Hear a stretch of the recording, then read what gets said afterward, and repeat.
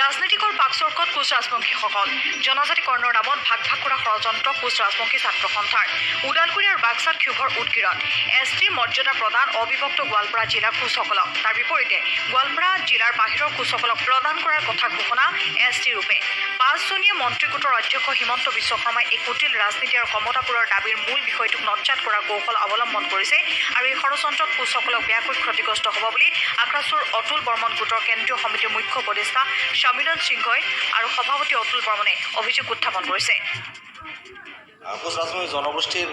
অস্তিত্ব ৰক্ষাৰ ক্ষেত্ৰত বহুদিন ধৰি সংগ্ৰাম কৰি আহিছিলোঁ। বিজেপি চৰকাৰে আমাৰ যি সংগ্ৰাম সেই সংগ্ৰামক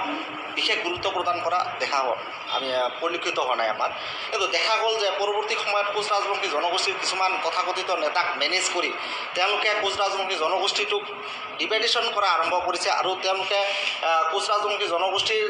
যি কমতাপুৰ সাহিত্য পৰিষদ সেই কমতাপুৰ সাহিত্য পৰিষদৰ নামত এক ক্ষুদ্ৰ অঞ্চলক তেওঁলোকে কেন্দ্ৰ কৰি সেই অঞ্চলৰ কমতাপুৰ সাহিত্য পৰিষদ প্ৰদান কৰিছে। যাত্ৰীৰ ৰূপত এবাৰ ৰাজ্য